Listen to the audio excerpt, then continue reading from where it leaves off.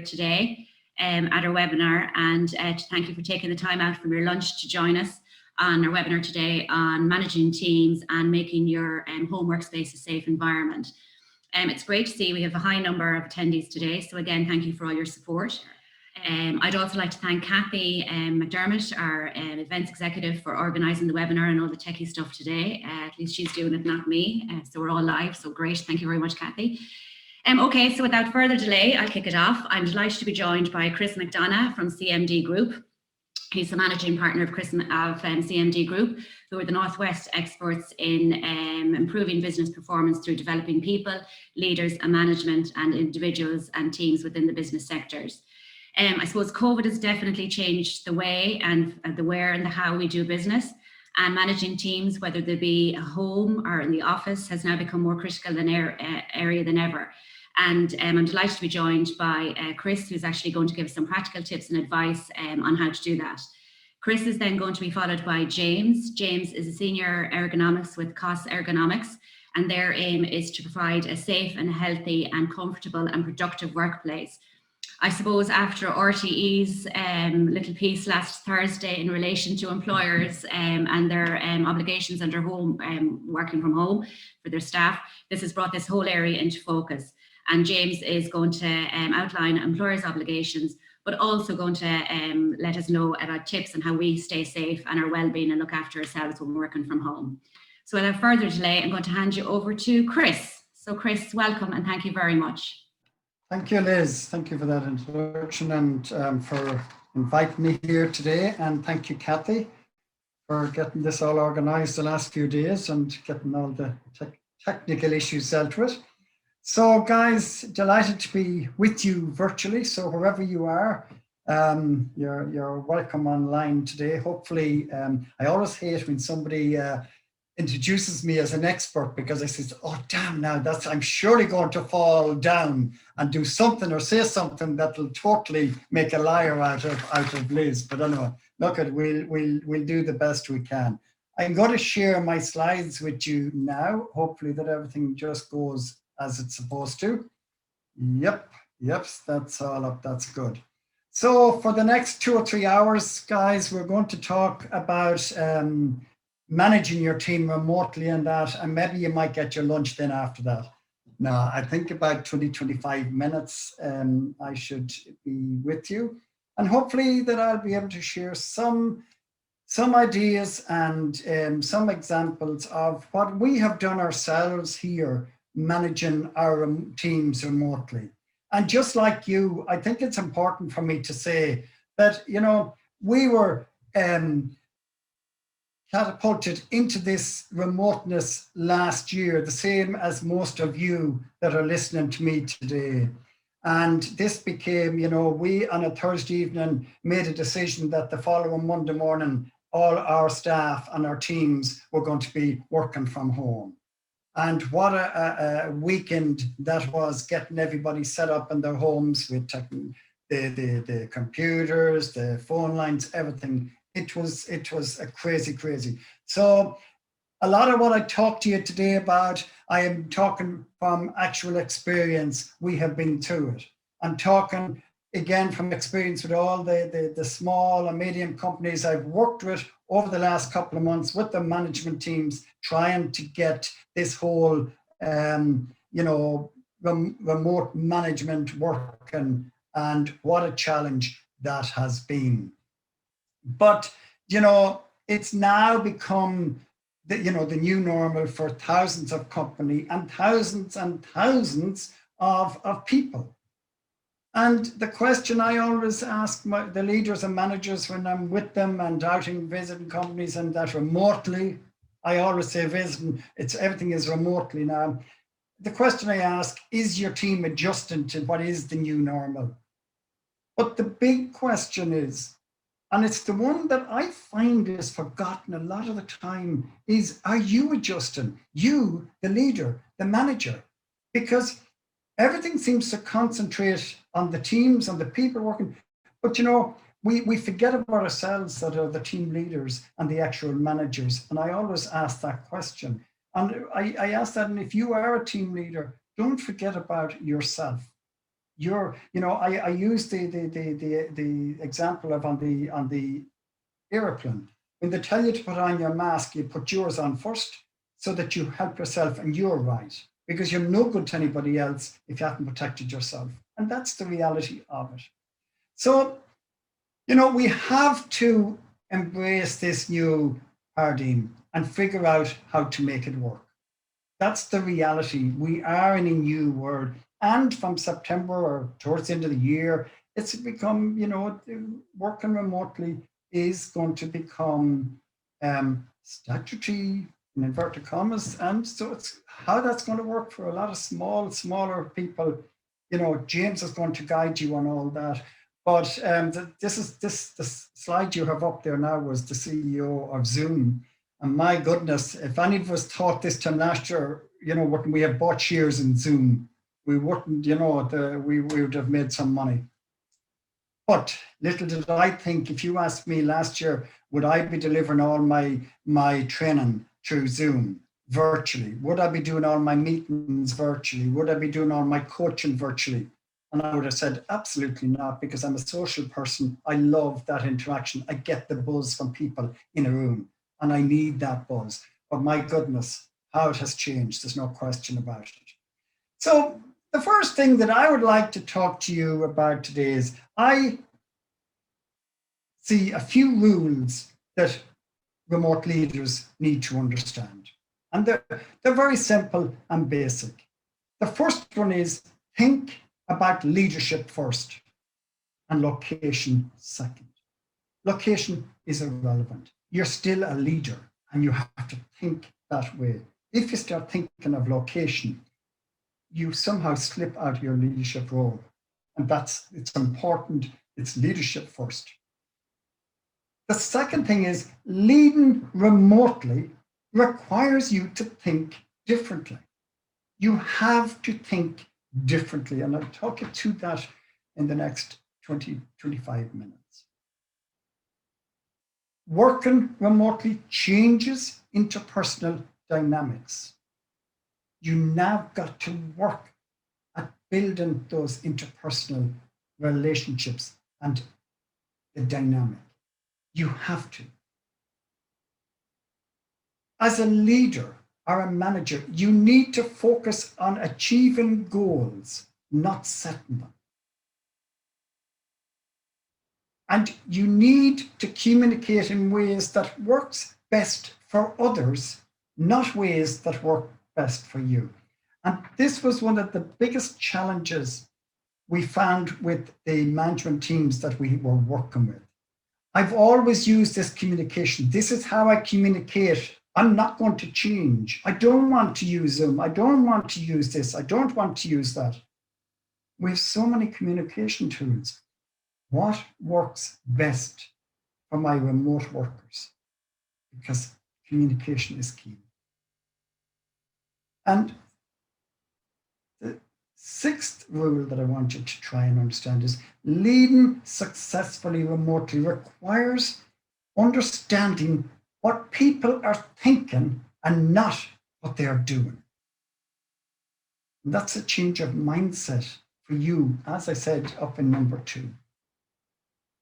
And the last one is building trust at a distance doesn't happen by accident. You have to work at building trust. And that is the role of the leader. You've got to work at it. It's not going to happen accidentally. And I do believe as we go through this today, and again, I have only a short time with you. I mean, normally when I'm doing a session with leaders on this, the introductory session is 3 hours long, and then we'd have a follow-up session, and then we'd have different ways of working. So I'm really just throwing a few quick pieces at you that hopefully will help you and make you think differently and maybe act differently. But if you need any further help, feel free to come back and talk to me if you wish, or ping me an email or whatever. I suppose, leading at a distance, that's what we have to do now. But what does it actually mean? Out of sight doesn't mean out of mind. And indeed, it can lead to quicker and more efficient results, because remote teams or virtual teams, whichever, they're virtual teams working remotely. It just means that your teams aren't within that physical touching distance or meeting distance from you. We're not close enough now. We can't have these, what we call the photocopier moments or the water cool moments whenever you want them. You'd always have a chit chat with somebody. And those chit chats was always important. Some of them meaningless a lot of the time, but important at the same time. But does that mean that we have to lose control? And unfortunately, some leaders feel they've lost control of their teams because they cannot physically see them. Is it a case of you having to check up every few minutes to ensure that your people are doing the work that they're supposed to be doing? Are they at their desk at 8 o'clock, half 8, 9 o'clock, whatever time they're supposed to be? Are they finishing on time? But it doesn't mean you have to lose control. Leading from a distance simply refers to the geographic realm, not the what I class as the working or productivity domain.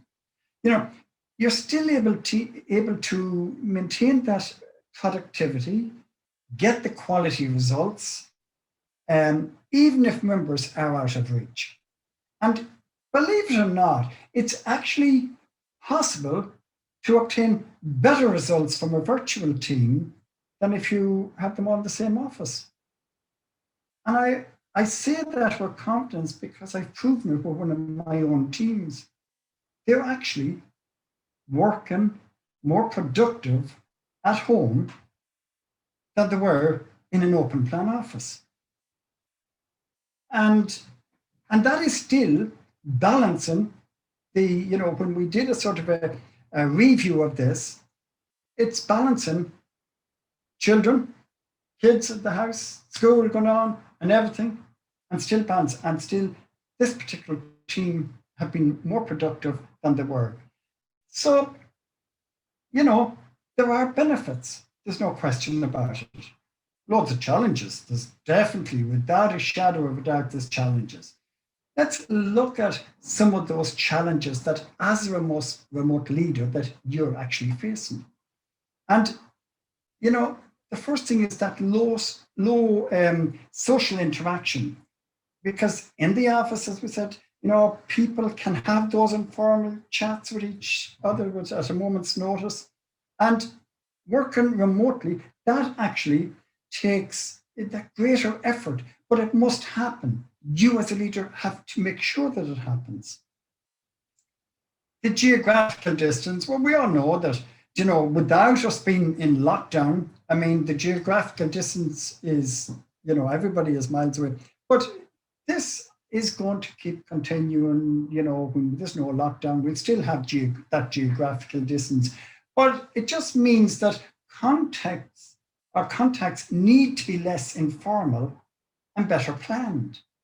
So as a leader, it's you planning your day better so that contact with your team is happening. I suppose the trust is the big one here, because we have fewer interactions. It can impact on trust, on the trust elements, I suppose, that are required to keep people engaged. But the remoteness itself in its nature means virtual team members risk that lower engagement into the overall vision and objectives of the company, because, and this happens because they're not in the office every day and they're not getting that buzz, and there's that tendency of the isolation, and they feel removed from the brand, so to speak. But again, this is down to that interaction. What are you doing to make sure that that's happening? And I'll give you some examples of what we're doing every week to ensure that that's, that we keep that up. And I suppose the cohesion within the team itself, the overall cohesion within the team can be affected by not being in constant contact, because the distance, they're not doing all the talking and they're not seeing each other except through Zoom or at meetings or, virtual meetings. But that social contact, and, we're humans, we need that social contact. So, the cohesion within the team can be affected. And again, this is where the remote leader has to really work that bit harder. And also the ability to lead performance levels can be affected by that lack of connection. So it's therefore, I suppose, necessary for us as leaders to handle communication at a different level than if you had physical access, to your team. But every one of these challenges, they're there, but they're overcome. They can be overcome by a little bit extra work on the part of the leader. And I'm one of these people that always come back to one word when, to deal with these, to break down the barriers, and that is communication. It's how we communicate and when we communicate and all that can make the difference. And as leaders, we've got to make, we've got to put that extra effort in. And for some of us, it meant getting out of that box that we were in, because we were in our own little cocoon of how we managed our teams. We were in an office, and glass office, and we could get out and see everybody. We could walk into an open plan office, and we could walk in here and there, and we felt as if we had everything under control. And now it was like as if that control was all taken away from us. And that happened in a lot of cases, and we had a lot of work to do with a lot of companies to get them back on level key. But it's doable. It can be done. And the most important thing is understanding what virtual teams need. And I've just realized that I can talk too much and realize that I'm on time constraint here. So Liz, you need to be keeping an eye on me, because otherwise I'll still be here and James will be scratching his head. I thought I was getting a chance to say something here today. So there's two ways that we need to look at this: the needs of the individual team members themselves and the needs of the team from the leader. What does the teams need from the leader? So I'm going to look at those. First, let's look at what do team members themselves have? What needs do they have? And we're back to that big one. Open levels of communication with the leader and each other. And this ranges from types of communication, the type of the communication, the frequency of it, and the ability to get answers quickly and easily. So they could get an answer, they can pop in next door and ask somebody in the office and that, and it could be left waiting for ages to get an answer. So you have to work on that. The second thing they want is closeness of connection for achievement of goals and objectives. So they want to have that guidance, that help, that support, and all that to help them achieve their goals and objectives. They need a leader focusing on results, not on activities. And if you're a leader that's wondering, is John and Mary working now? I wonder what are they doing now? I cannot see them. Maybe I'll just do a Zoom call with them to make sure they're doing something. And all that you're going to do is frustrate your team and get yourself frustrated. Focus on your results. Focus on the output, and not what they're doing. That's important. Being given the opportunity to be autonomous and self-governing. Now that's a big thing for leaders, to give away that little, and they feel they're giving away a bit of power. But you know what? Most studies that has been done on remote working, because remote working, look at it's not a new thing that has just jumped out of the sky. It has been here for ages. It has now just been imposed on us all of a sudden, and we've all got into it, and we've all got into panic mode. But it's been here for a while. And most studies show that when remote workers are trusted to complete their work rather than being micromanaged, they tend to get the work done more effectively and efficiently. And you know, sometimes if you step back, you'll see that that'll happen. And the most important thing that they want is they want the resources to get their job done. They want the resources. They want proper, good quality internet broadband. They want a good computer. They want, you know, and James will be talking about some of the resources, like from a furniture point of view and equipment and all that, but they do need them. And then so that they, you know, that having the right equipment, the correct timescales, and the overall ability to plan and organize themselves, you know, the control and direct their own way, it helps them to, I suppose, to concentrate on quality rather than focusing on obstacles. Well, I can't do this because I haven't this. Now, the next thing is the skill set that they need from the leader, and these are important. A proactive, practical approach to communicating with team members, vital important. The ability to trust and motivate the team. An adaptable reliance on work-life balance.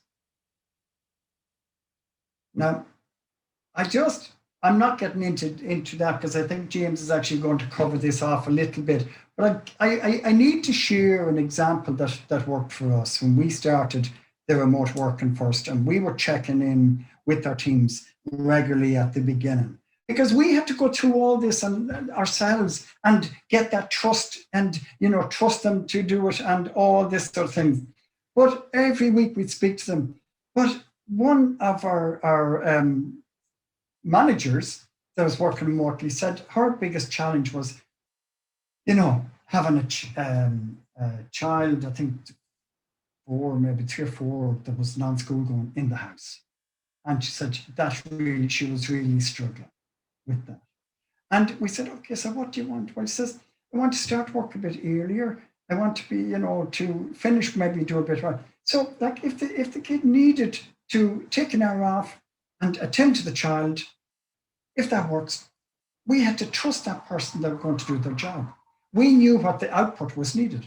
We had to trust the person who were going to do their work. And that started the ball rolling for us. And we went to each individual, as we would do regularly, and say, what's working for you? What's not working for you? What's the challenge you're facing? How can we fix those? And to us bringing in that flexibility. Now, we were lucky that we were able to bring in that flexibility. That doesn't necessarily mean everybody else is, if they're on a phone that has to be available 9 to 5 or whatever. But what I've always said now to leaders that I've trained and managers on this is, look at it. Go back to what I said at the beginning. You've got to think differently. What can you change to make it work for your people? And in turn, make it work for you. So that was a big one for us. And that's the team now that are actually way better. The performance is way better because we brought that flexibility into it. And we do trust them. We know that they're doing their work. There's no question about it. If they're not, if they're finishing 10 minutes early, it doesn't matter to us because the work is actually way better than it was. And the recognition for achieving objectives that would otherwise be shown in person. So you're in the office, you have had a great week. Somebody comes up and talks, God, that was brilliant. You were brilliant in that meeting. Now you did this, that's fantastic, well done. That needs to be done remotely as well. We're human, we need that clap on the back. We need to be told that we're doing well. That's vitally important. Let me concentrate on the building trust and collaboration for a minute. You need to build accountability and respect between yourself and team members. And, you know, that is so important, because without it, you risk being pulled apart by infighting. So you've got to build accountability and respect. You've got to be consistent in your approach. So you're not treating Mary this way and John that way and Tom this way. You've got to be consistent. You know, if team sees inconsistent communication, it erodes confidence, and then trust will disappear. Be aware of how transparent you are, or how transparent you need to be, because members will not have that daily connection around the photocopier or the water cooler. So they may miss out on the work gossip and the little bits of news that's going on. And they might miss. Now, 90% of the time it's chit chat, but there's that bit that can be little important things, and you're not getting this, oh, nobody told me that. Oh, I didn't know about that. So be transparent, make sure that whatever's going on, that you have some method of communicating that they don't feel that there's a wall between them just because they're out. And the other, and it's hugely important, build connectivity between team members themselves, not necessarily with you, but have team members connecting with each other, chit-chatting, allow a chit-chat time. Now, what we do is every week, myself and my business partner, we have a Zoom call with all our staff. And it's for 15, 20 minutes every week. We have a set time for it, and that's a cup of coffee. Everybody brings their own cup of coffee, and we do not talk about work. We chit chat. How are you? What's happening? Anything, cheer, a bit of a laugh and a bit of that. There will also, their own managers will have that, but not only do we encourage it, we insist that they have their own chit chats. And if that's only 5 minutes twice a day, we tell them to do it. Have their coffee breaks. Let them all have their coffee breaks at the same time. Zoom coffee, where they switch off and have the chat. These are the things that we do, are easy to do. They're simple, but it takes, the trust is important, that you encourage that to happen. Just don't tell them, well, why don't you do it? Have it. Set them up, be part of them. And then if you're the team leader and you want to back out of them after they've got into the habit of doing it, that's perfect. And then, how do you manage to mix remote and office-based? To me, there's only one difference between working remotely and non-remote, is communication. You need to be more intentional in the way that you communicate. And that everything is making sure they're not missing on anything. Have that communication, have that openness, have that interaction, that there's that buzz. When we were just, one thing we did when we were allowed to meet within the county, we had coffees where everybody would meet down in Riverside. We'd pick a spot and we would get social distance. And if there was 10 people come, we'd pick up 10 coffees on the way, or if there was 20 come, we'd bring 20 coffees and we'd just have them. And everybody was social distance, and it was just where they were walking and having a cup of coffee. Again, we took it out of work time and say, okay, come to here, let's just have a face-to-face gathering and go back to work. And these are some of the things that we did. Now we ran out of time. There is so much I could talk to. There's so many examples I could give you. There's so many things that we have tried that worked brilliant. There's so many things we did that didn't work, and what was a learning. And we have worked with loads of team leaders and managers to guide them as well. So guys, I'm going to hand it back to you, Liz. Again, sorry for that, very rushed, and hopefully you picked up a few points out of it, but I'll hand it back to you and I'll take questions at the end, Liz. Okay, perfect, Chris. Thank you very much. And I'll hand it over to James. We'll kick on with James. Thanks, Amel. Thank you very much, Chris. Welcome, James. Yeah. Okay. Hi, I'm James. I'm from Ergonomics, and I'm going to be talking you through 7 steps for creating an effective work from home strategy. So like Chris's, mine is a condensed version of a longer webinar. So I'll try and make sure I get to the key points, but essentially we're going to go through what has been the impact of the move towards working from home.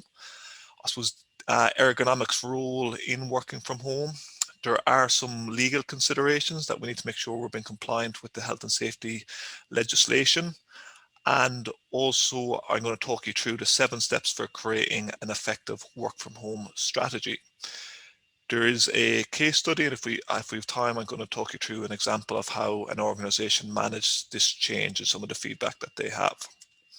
So yeah, I work for Cost Ergonomics, and on our team we've like physios, ergonomists, performance psychologists, health scientists, nutritionists. So when we started looking at this work from home, we tried to look at it as holistically as possible, from a health aspect, from a productivity aspect, and from a health and safety or compliance aspect. Yeah, that's just some of the services we provide. So what's, I suppose, interesting about this is the differences in perception. I think it sort of mirrors a little bit of what Chris was saying, the perception of the leader and the perception of the employee. So this was an IBM study from earlier in the year, and they looked at people who believe the organization is helping staff learn the skills needed to work in a new way. And 74% of employers believe that they were, while only 38% of employees believed that they were.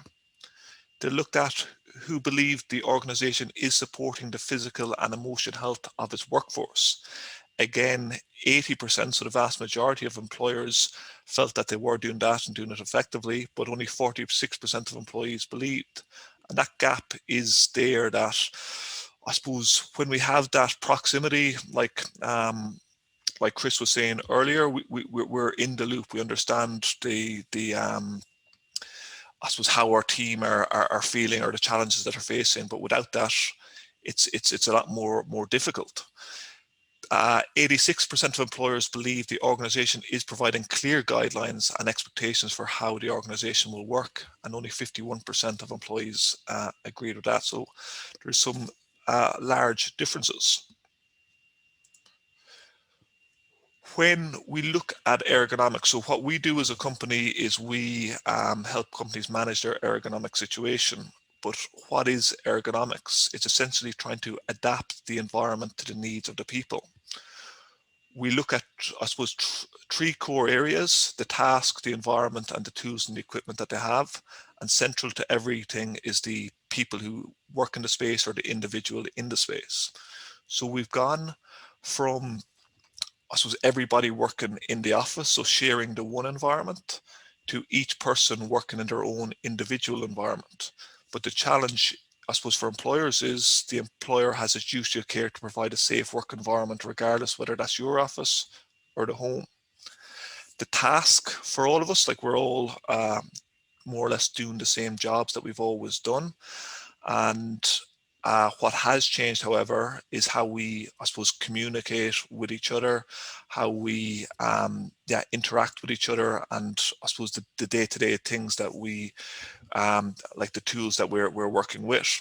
So there was another study done looking at the duration that people are sitting like working from home or pre-COVID and post-COVID. And on average in Ireland, we're sitting 2 hours longer during COVID-19 times, and that's due to, I suppose, less forced activity. So in work, we have forced activity. We have to get to work. So do we walk to work? Do we cycle? Do we walk to the bus stop? Even if walking to the car from the car park in is some level of activity. But we'll also have activities throughout the day, like Chris was talking about. We'll have those employee collisions when we're going to the printer. We'll stop and we'll have a chat. We'll be walking to meeting rooms. We'll be walking over to discuss different areas with our colleagues. And a lot of that movement has been, I suppose, taken away from us with COVID. And now, if we're having a meeting, we're having it through Zoom. We would have went to a meeting room probably for this 1 year ago. If we're talking to our colleagues, we're doing it through Zoom or equivalent. And all our interactions, we're not dealing with post, or everything is email. So all our interactions are through one screen, and we have to be physically at the desk to interact with that screen. So the outcomes that we're working towards are the same, but how we're doing that job has changed drastically. The tools and the equipment have changed also. So we're gone from, I suppose, purposefully selected chair, desk, monitor, keyboard, etc. The amount of space each employee has is based on how much space they need to do their job. They're trying to fit that workstation into different rooms in our house. And I'd imagine no different for myself. Most of you, when you selected the house that you're living in, didn't really foresee that we're going to be working full time from home in that house, as well as juggling the kids and everything else that comes with it. So that has its own challenges. We essentially, as a company, have been doing ergonomic assessments of people for home workers for years, but like obviously a lot more of it over the last number of years. And these are some of the challenges that we're coming across. So unsuitable and unsustainable work setups. So you'll see people working on couches, working on beds. Haven't actually personally seen someone working on the ladder yet, but nothing would surprise me at the moment. So you'll see people working in very messy environments as well, so that they're just working with sort of without organization or in a very cluttered environment, or there could be different hazards associated with that, or people like in the bottom right picture making a makeshift workstation that you're not able to sit into the desk, to lean over the desk and so on. We would work a lot with medical professionals, and there has been a large, I suppose, increase in the amount of people attending physiotherapy treatments and different treatments targeting musculoskeletal disorders, back pain, neck pain, shoulder pain, as a result of the way that they're working, because we're missing that purposefully selected equipment and we're trying to make do or DIY our own setup. There's a lack of space, so people are making, particularly people in urban environments that are like living in smaller houses or shared accommodation or with big families, there just isn't the space for a workstation for everyone. The kids need to do their homework. There may be a few adults in the house, and there's not home offices in every environment. So you'll have people working in very cramped environments also. And that can impact your physical health by taking a bad posture for long periods. It can impact your productivity because you don't have the resources you need easily available as well. There's that feeling of isolation, I think, that Chris mentioned as well. We need that support network and access to that support network, because if we don't have it, it can impact our mental health. We can feel stressed, we can feel on our own, we can feel without support. And how are we going to get a productive day's work done if we don't have those support networks? And it really can impact employee engagement. When we do these assessments, for some organizations, the people are just so happy to see another face on the call, because there's not the culture in the organization of having the camera on when you're having a team meeting. And I personally feel having that little bit of connection, that we feel like we're actually talking to someone a little bit more, is very important. And I would encourage that as well. I think what Chris is doing with the tea breaks, the virtual tea breaks, is something that we all can look at incorporating as well. I think it'd be a really positive thing for people, because if we're alone, we're not going to be productive. We need to have that support network in place as well. You'll see all sorts of hazards in the environment, and it is making sure that people are guided. You can't be overloading your sockets. If this is your work area, us as like the employer is responsible for the safety of it. So we don't want you bringing your cable across an area that could create a trip hazard, because if they injure themselves in the workplace, so mainly at the workstation or accessing the workstation, the rest of their home is obviously their own requirement, but the employer does have an element of responsibility there, and that's extremely challenging. It's hard enough to manage your own office space that you're controlling and that you're in and that you're seeing every day, let alone everybody else's home. So there's some safety considerations there. So Mental Health First Aid Ireland did a survey back in summer 2020, And at that time, 45% of Irish home workers reported musculoskeletal problems, including neck pain, back pain, and shoulder pain. There, that mirrors with what we're seeing also. In the Journal of Occupational and Environmental Medicine, what they found, and this is echoed by many other research studies, that employees working in pain have an 18% reduction in productivity. And you'll know that yourself if you ever try to go into work with back pain or even with the flu or something like that. You're not productive because you're distracted by your own discomfort or pain that you're experiencing. And there's also a 23% reduction in mental health factors. So if you're the person trying to manage all this change, and like there's been more change I think that we've had to manage in the last year than I personally have managed in many years prior, we're getting a lot of challenges or problems from all angles. You'd have employees that are at home and they can't work because they're experiencing back pain. You'll have the fear that the Health and Safety Authority will say that we're not in that we're in breach essentially of the safety, health and welfare at work regulations because we're responsible for that workspace. You'll have employees who aren't performing at home, people who are stressed due to the lack of support. You can employees that are sort of just fatigued by the whole situation, that we're sort of getting behind it, but now it's going on too long.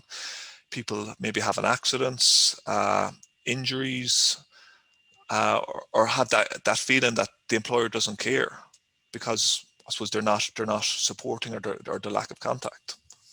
So we're going to look at what are the legal obligations from working from home. So each employer is responsible for the workstation and the workplace. So we need to ensure there's safe systems of work. We need to provide compliant equipment, which I'm going to touch on in a minute. And we need to carry out a suitable risk assessment and put control measures in place. So you need to actually do what's called a DSE, a display screen equipment assessment, for every employee who's working from home to comply with the safety, health and welfare work regulations. We need to provide information and instruction and training, as well as supervision regarding health and safety for every employee. And we need to plan for emergencies. And none of us had time to plan for this back in April, and a lot of us were trying to adapt to all this change in the meantime as well. Between April and the end of October, the Health and Safety Authority considered home working as a temporary situation, meaning we didn't actually need to do the assessments and we didn't need to provide compliant equipment. But as of the 1st of November, you can no longer treat home working as a temporary situation. So we need to, I suppose, assess every person and ensure the equipment provided is compliant with Schedule 4, which is just in the Safety, Health and Welfare at Work regulations. The HSA states that they recommend a two-step approach in managing this change. The first step is to try and risk rate the employees. Before we do the assessment, we want to understand how people are working and who's most at risk. So they'd suggest sending out a questionnaire, identify anyone with back pain or neck pain or other musculoskeletal issues, and identify employees working in an unsuitable space, so maybe from the bed or from the couch or wherever. Then at that stage, once we understand the situation, we should provide employees with suitable equipment. And that can be taken from the office, or if home working is going to be something long term, you might look at getting equipment for both areas. You then risk rate employees and prioritize at-risk employees. Their next step then is to do the actual assessment, so the one-to-one assessment, and that needs to be done by a competent person. So that can be something that a company like ourselves can train up your internal staff, or you can get an ergonomics company to actually do the assessment on behalf of the employer. I would always suggest prioritize employees with back pain or neck pain or similar issues first as well. So I'm going to talk through the 7 steps, and I'm going to go through them quite quickly. Because just from the time constraints, I just want to think it's important that you get an understanding of the steps. So number 1 is develop the work from home policy. So what do we want to achieve? I think every organization wants to achieve compliance with the regulations, but then I suppose linking in sort of with what Chris was touching on, we want to do more. We want to create an engaged workforce. We want to show that we're here to support the employees, so that when they're at home all the time and we don't have as much visibility of what they're doing, they're going to be more encouraged to actually put in a good day's work. So we want to support them. We want to give them what they need to be productive. We want to try and keep them engaged and show, I suppose, appreciation for when they are doing positive things. We're trying to encourage a behavioral change and identify any hazards or risks associated with the work. So step 2, so this is my step 2 is the HSA's step 1 to confuse things, but identify unsuitable workspaces. So people working on couches, beds, etc. We need to get them either back into the office if they don't have enough space, or provide them with the equipment from the office or new equipment, or other vulnerable employees. So if you're people with medical conditions, pregnant employees, people that have had ergonomic requirements previously. If there's a mental health history, it mightn't be the physical environment that's the challenge for them. It might be that isolation and lack of support that they're experiencing, as well as, listen, we've all lost our social outlets. So even people that are the most resilient are having a hard time but now. So we just really need to be just supportive of each other as much as possible. New joiners, I wouldn't fancy, even though we've had a few new joiners myself through COVID, I wouldn't fancy joining a new company now because everything is a lot harder as well. Young employees or people living alone as well. So how do we gather the information? If you don't have a very large workforce, it might be as easy to do it manually. Send out a Word document or an Excel form for people to fill out, or like a Microsoft Forms form, or like a SurveyMonkey type thing, and get the feedback that way. For larger organizations, it might make sense to use a software to gather that information.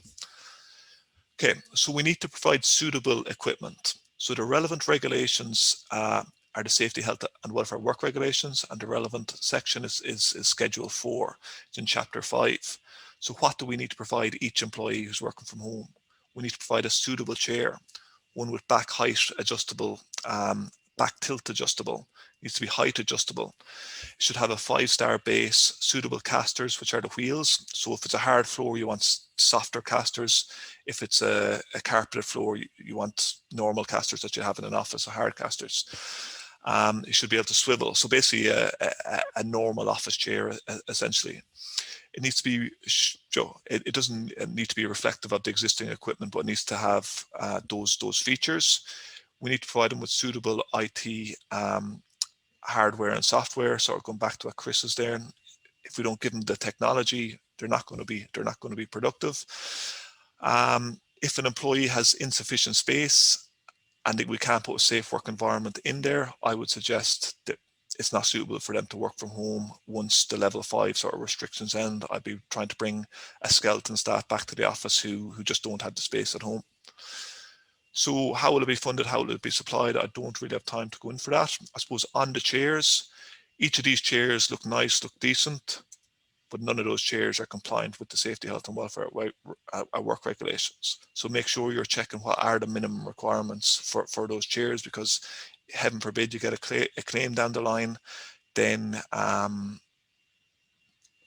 you don't really have a foot to stand on if your chairs don't meet the minimum requirements.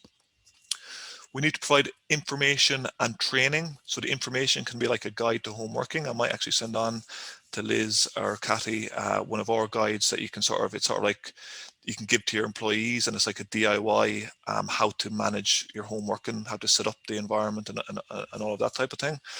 It can be email blasts, information you find online, whatever, but then you need to do training also. So there's a requirement to do training. That can be online training on how to work safely, etc. It could be a webinar on something like this, but focused on the employee side of things, or it can be training as part of the assessment. So the assessment itself, you need to choose the assessor. If you want to do it internally, you need to have a competent person. So you need to have someone that attends a DSE assessor training course, or you can get an external company to do it like ourselves. Then you need to look at the type of assessment.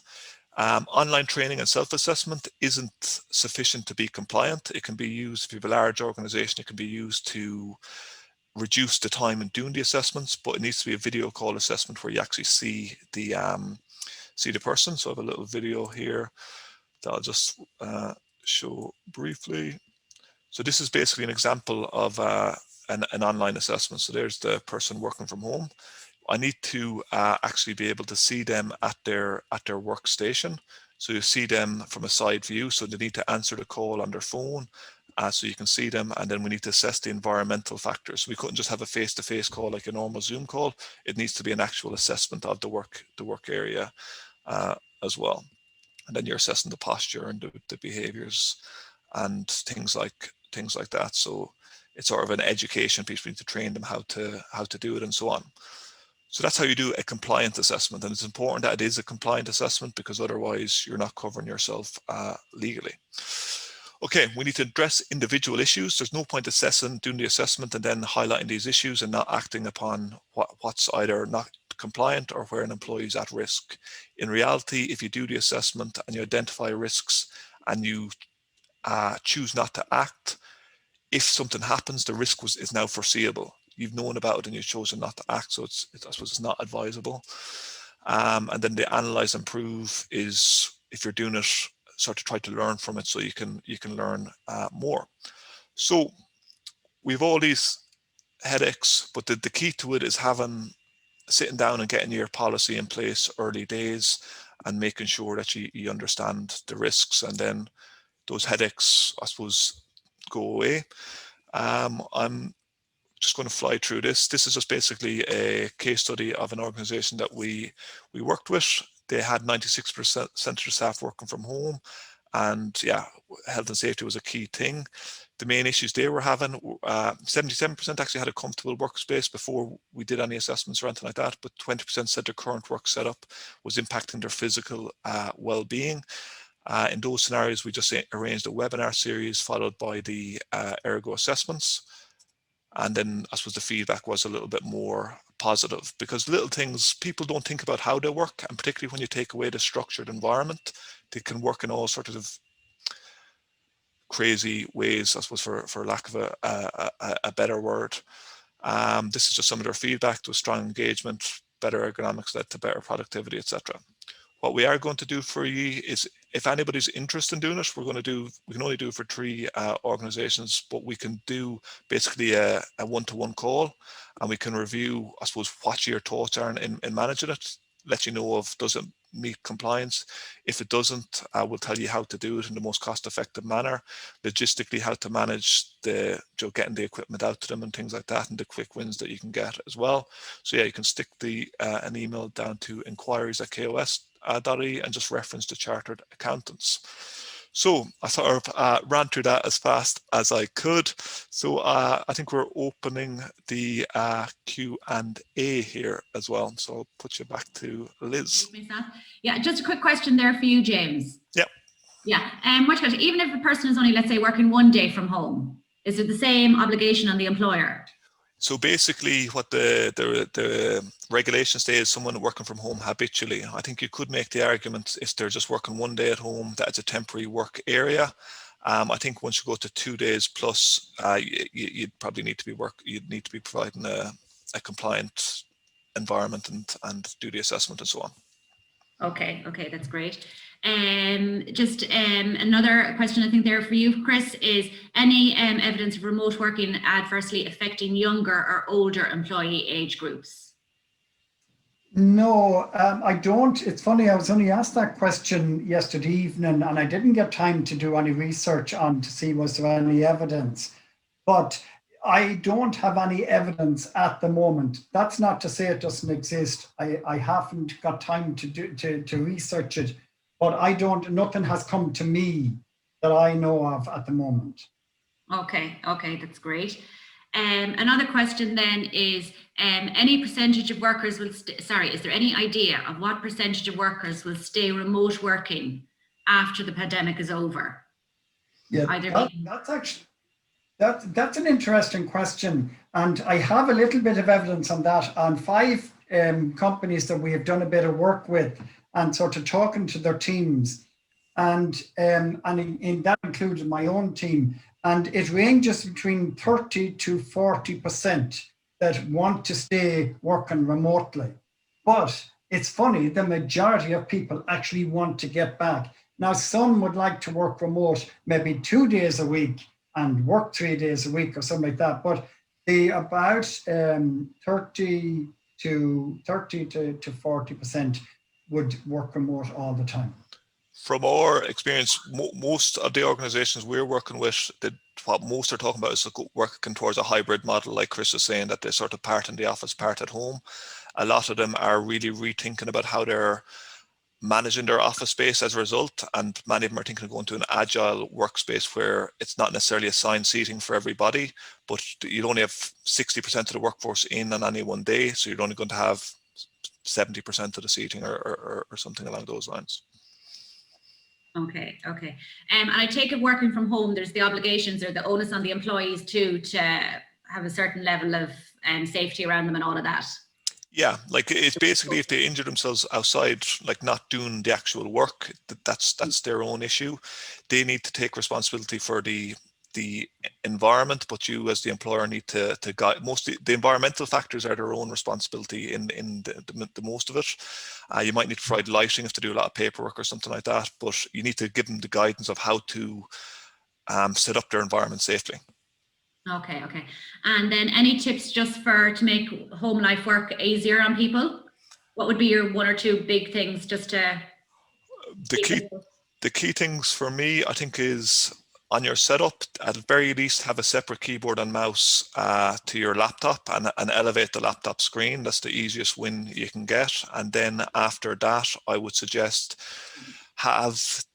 close the laptop once the work is done and put it out of sight, because if it's in sight, you're going to be triggered to think about work again when you should be relaxing and switched off from work. And then the clothes that you wear, I think as well, you shouldn't wear clothes that you associate with I suppose switching off for weekend stuff or things like that, your sort of lazy day clothes. It doesn't need to be formal clothes if you're not meeting people, but have an association and have something that triggers I'm switched on for work and I'm switched off for work. And you'll need to incorporate more movements away from the desk, or force more movements away from the desk would be another thing. And Chris might have a few. And there's one big one for me, and that is treat people as individuals. My needs from home and your needs could be totally different because of our environment, because of other things that's going on. And if you really want to focus on performance and not activity, or output not activity, then you need to treat the people as individuals. And we have two golden rules that we stick with. When you're working, you dress as if you're coming into the office. And when you're on Zoom, you must have your video on. We have to have that, no hiding behind the camera. We want to see your face because we believe that that's critically important.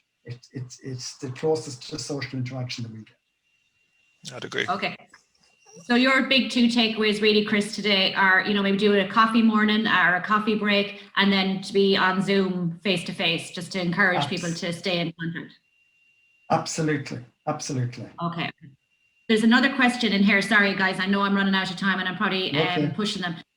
As a job seeker, I'm a bit worried about broadening experience and how I can expect to learn a new role without being able to see and talk to the people that I would normally would. Any thoughts or suggestions? Yeah, it's funny that you should ask that question, because we have a situation where we're actually taking a new employee on, and the team that the person is going to be on is all working remotely, but it's essential that that person has to come in. We have to bring the people back into a safe environment, because that training interaction is critical. But we also do it through Zoom, but for the first few days, we have to have that interaction. There's no question about it. And then it's thinking differently. It's the new, it's doing things differently.